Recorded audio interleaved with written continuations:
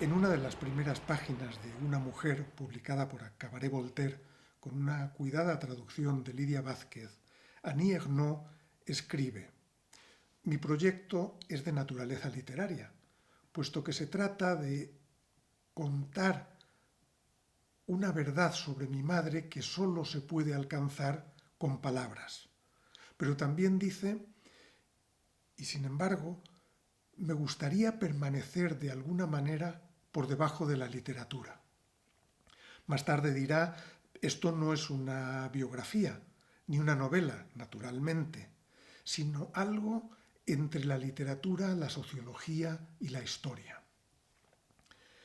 Y en Javea, publicado por Candaya, Alberto Torres Blandina escribe: Cada vez estoy más convencido de que las novelas que parecen novelas son incapaces de llegar a ningún lugar interesante.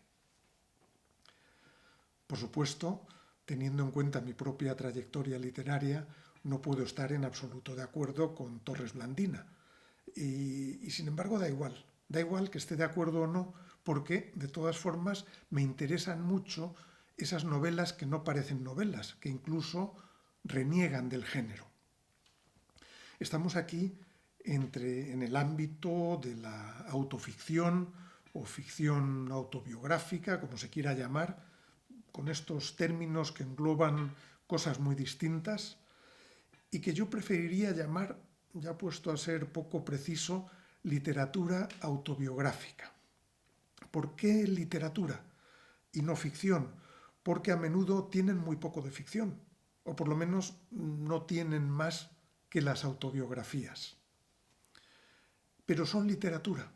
Son literatura porque utilizan narrativas, estrategias propias de lo literario. La construcción de personajes, la utilización del suspense y toda una serie de elementos que se dan en lo literario, no solo también la utilización de un lenguaje particular, cuidado o no, pero también con una estrategia lingüística, sino que van más allá, porque, al contrario que lo autobiográfico, también prescinden de toda una serie de informaciones que pueden ser muy importantes para conocer un personaje, una persona, en un momento dado, para hacer una construcción que incluya una emoción que a veces exige prescindir de dichos detalles.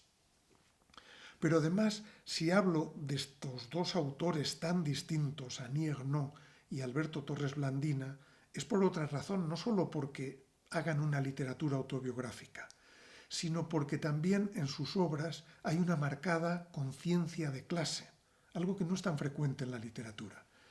Y yo añadiría que incluso hay también rencor social.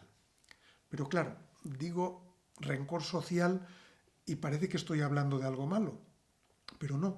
El rencor social es la percepción irritada de que la famosa igualdad de oportunidades y la meritocracia son engaños, de que tú y tu familia partís con todas las desventajas. En Una mujer, Ernaux escribe, poco después de la muerte de su madre, sobre ella y sobre la relación de ambas. Pero no se limita al ámbito de lo privado. No nos cuenta solo el afecto entre madre e hija, las lógicas tensiones cuando la hija llega a la adolescencia, el cuidado de la madre cuando la madre es una anciana con Alzheimer. No se limita entonces a contar solo lo que sucede entre cuatro paredes, sino que abre la panorámica para contarnos también el contexto social de la madre y también su pequeño ascenso social, porque Annie Ernaux es consciente de que una persona, no solo una persona, también es el entorno que la define y limita, y que seguirá definiéndola y limitándola, incluso aunque escape de ese entorno. Así descubrimos la vida de esa niña de clase obrera que lleva vestidos y zapatos heredados de la hermana, que recibe una muñeca de trapo por Navidad. Sabemos de su orgullo de ser obrera, no campesina, pero no hasta el punto de querer serlo siempre, escribe Ernaux. Después, el orgullo de trabajar en una fábrica grande, todo ese orgullo por cada progreso, por cada resistencia. Y al mismo tiempo, el desprecio hacia las señoritingas. Está llena de contradicciones porque las desprecia, pero por otro lado hay algo en lo que quisiera parecerse a ellas, porque ella también quiere progresar, avanzar, vivir mejor, escapar a ese destino que afecta a tantos de sus familiares, la miseria, el alcoholismo, la degradación. Y luego una religiosidad profunda. Aunque en aquella época los pobres tuviesen que estar en los últimos bancos de la iglesia, pero era la manera de participar en ese boato, en ese lujo, en esa religiosidad que no alcanzaba a sus barrios. Otro orgullo, tener tanta capacidad de trabajo, tanta energía. Esos valores que por un lado la someten a los patronos, pero por otro lado son una vía para escaparse de ellos. La madre trabaja todo el tiempo, apenas tiene un minuto para sí. Bueno, cuando lo tiene, lee también revistas de moda, revistas de muebles, de decoración, esas revistas que le permiten fantasear una vida diferente. Pero si no, está trabajando todo el tiempo y no solo para sí misma, también para su hija, porque quiere que su hija, Annie, escape mucho más que ella de ese destino. Quiere que vaya a la universidad, pero al mismo tiempo que busca todo eso para ella, la empuja, la controla, la recorta, porque tiene miedo de que se le eche a perder. Y lo consigue. Annie Ernaux va a la universidad y sucede lo que sucede en tantas familias obreras, ese pequeño drama o grande que consiste en que los padres consiguen una mayor educación para los hijos y eso los separa, porque Annie Ernaux empieza a vivir una vida distinta, a relacionarse con gente distinta. Y aunque la madre está orgullosa de ese progreso de la hija y siente su orgullo cuando la visita, pero al mismo tiempo se siente incómoda en ese ambiente, se da cuenta todo el tiempo de que no pertenece a él. Es ese drama que es el desclasamiento, porque el desclasamiento no es salir de una clase para irte a otra, sino salir de tu clase y no encontrar ninguna a la que pertenecer.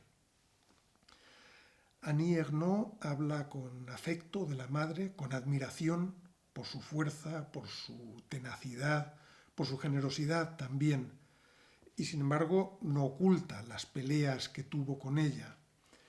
Annie Ernaux nos cuenta también la degradación física y mental de la madre, y a menudo habla no solo con pena de ella, porque esa mujer se habría merecido algo mejor, sino también con sentimiento de culpa.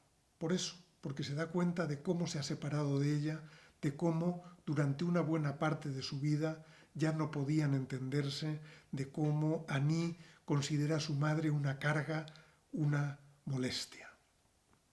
Hay en este libro, a pesar de un lenguaje que parece distante, una gran cantidad de afecto, una gran cantidad de emoción contenida. En Javea, el libro de Torres Blandina, también hay mucho afecto, y también hay pena, y también hay rabia. Pena y rabia sobre todo cuando piensa en su madre, porque él, que es otro desclasado, otro chico de clase obrera que va a la universidad y que se empieza a relacionar con gente de clase media, con madres de sus amigos que son cultas, que han viajado, que son feministas, mujeres con las que le encanta tomar el café, le encanta conversar. Y sin embargo, él dice que él no querría una madre así, que él lo que querría es que su propia madre hubiese podido ser también una chica rica y rebelde, que hubiese podido estudiar, que la abuela no la hubiese sacado del colegio, que hubiese podido viajar y conocer mundo, que hubiese sido una luchadora feminista y no una ama de casa a la que la precariedad le había dado muy pocas oportunidades.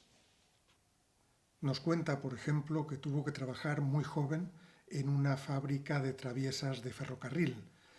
Y, por un lado, era un obrero, pero por otro, no se sentía integrado porque sus inquietudes y sus gustos se lo impedían. Nos cuenta, aquí no se fanfarronea con libros, aquí se fanfarronea con las putas, con drogas, con unos televisores tan grandes que casi no caben en el comedor. Es consciente de sentir cierta superioridad hacia sus compañeros, pero que también se avergüenza de ella. Es un poco la misma situación que nos contaba Annie Ernaux, esa sensación de deseo de escapar a una clase y al mismo tiempo de orgullo de pertenecer a ella. Él también desprecia a esos jóvenes de clase alta, también a esos escritores de clase alta que juegan a ser rebeldes porque saben que cuando se les acabe la rebeldía, papá y mamá les habrán guardado muy calentito el sitio que estaban destinados a ocupar. Y él siente rabia hacia esa rebeldía falsa, aunque también envidia su situación. Es muy bonito el juego de contradicciones en sus emociones que hace Torres Blandina. Él acaba desclasándose porque él también va a la universidad, él también tiene ese pequeño ascenso social que lo consigue a través de la cultura, ese ascensor social que nunca lleva de verdad a los pisos superiores. Él, por ejemplo, viajará, recorrerá mundo, aunque sea un poco a lo pobre. Y mientras nos habla de sus viajes, nos habla de su pasado, nos habla de su vida, también va intercalando reflexiones sobre el potlatch, sobre los pingüinos, sobre las chicharras, sobre el capitalismo, sobre toda una serie de temas que, como digo, se van entretejiendo en la historia, estructurándola, porque hay una estrategia narrativa. Y eso, en mi opinión, lo acerca más a la literatura, a la novela, que a la autobiografía. Javea es una novela nostálgica sobre una felicidad imposible, porque el niño que fue nunca tuvo una casa con piscina en Javea como sus amigos, y aunque ahora quizá podría tenerla, ya no es lo mismo. Lleva la marca de la carencia y del desarraigo, aunque no es verdad todo lo que dice y su madre se lo advierte, le dice, hijo, te lo inventas todo, pero da lo mismo, porque hay una verdad emocional, eso es lo que siente, aunque las cosas ocurriesen de otra manera. Al final hace lo que hace una buena novela, que es reordenar, reinterpretar, para contar algo que es cierto, aunque las cosas no sucediesen exactamente así.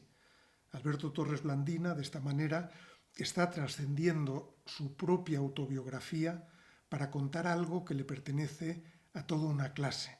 Esa sensación también de tener que esforzarse siempre, de tener que trabajar para llegar a sitios a donde otros han llegado sin ningún problema, porque lo que cuenta es eso, es una verdad de clase, la de quien parte con desventaja, a sabiendas de que la marca de clase lo acompañará siempre. Y esa marca es en parte también rabia y orgullo.